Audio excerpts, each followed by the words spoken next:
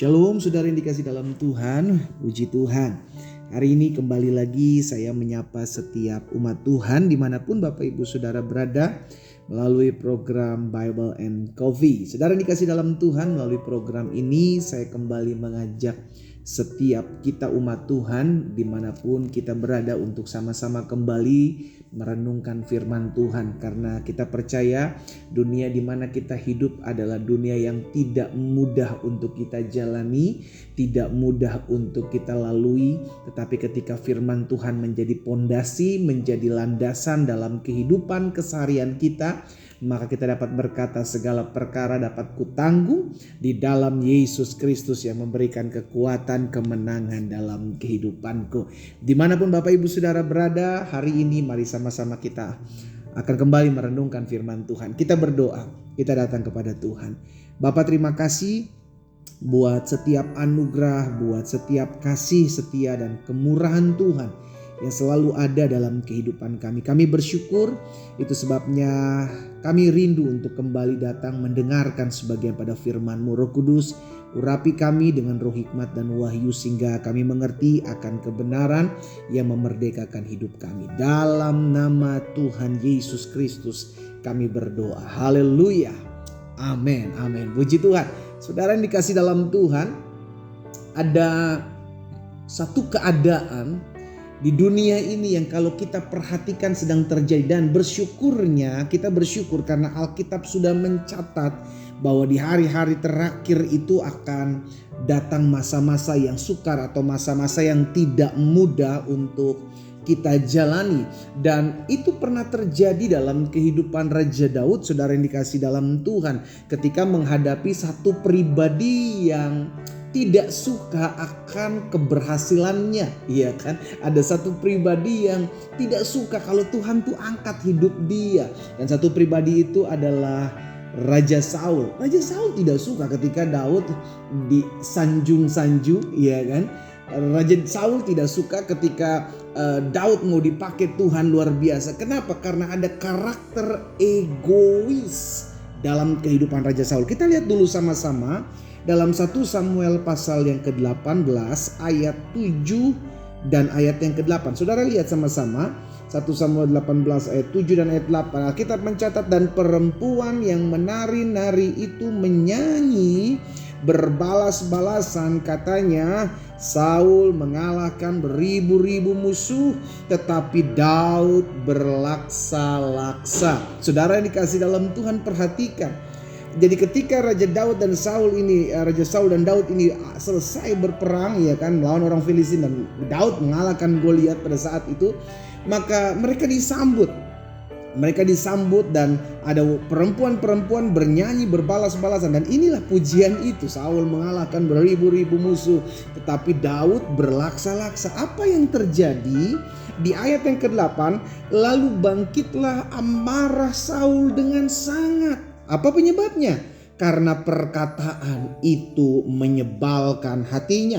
Sebab pikirnya, kepada Daud diperhitungkan mereka berlaksa-laksa, tetapi kepadaku diperhitungkan beribu-ribu. Akhir-akhirnya jabatan raja itu pun jatuh kepadanya. Saudara lihat, inilah tipikal orang akhir zaman. Apa itu? Susah ngelihat orang lain senang, senang ngelihat orang lain susah. Saul tipikal orang yang gak mau lihat orang lain berhasil. Saul tipikal orang yang gak mau lihat orang lain tuh dipakai Tuhan, diangkat Tuhan melebihi dirinya.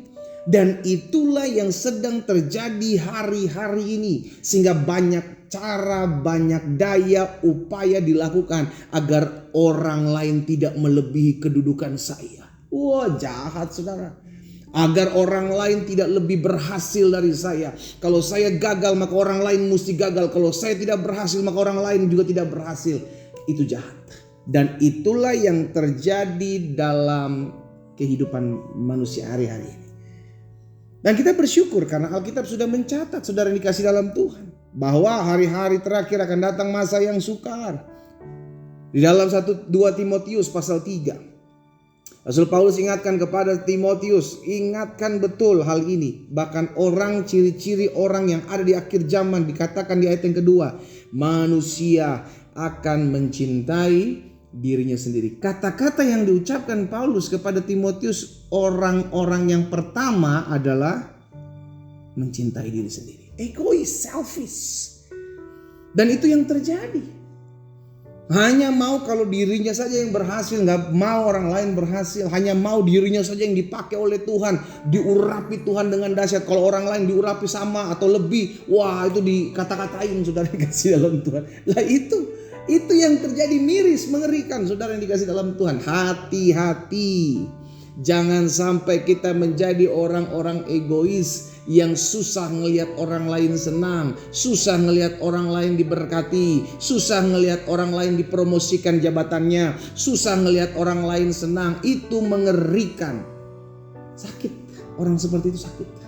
Kejiwaannya sakit, saudara yang dikasih dalam Tuhan. Kenapa? Karena hidupnya hanya untuk dirinya sendiri. Semua berfokus kepada diri sendiri. Me, myself, and I. Saya, dan saya. Itu sebabnya kenapa banyak rumah tangga ribut. Kenapa? Ya karena itu. Saya ya pendeta ya. Saya terlalu disakiti sebagai seorang istri. Suami juga gak mau kalah. Saya pendeta udah capek cari uang dari pagi sampai malam. Saya gak dihargai sama istri. Saya gak dihargai sama anak saya. Semua playing victim. Semua berasa dirinya yang paling benar. Saudara yang dikasih dalam Tuhan, ini yang terjadi di hari-hari akhir. Sifat manusia yang egois, self-centered, itu sedang naik. Dan ini yang sudah diingatkan oleh firman Tuhan. Hari-hari terakhir akan datang masa yang sukar.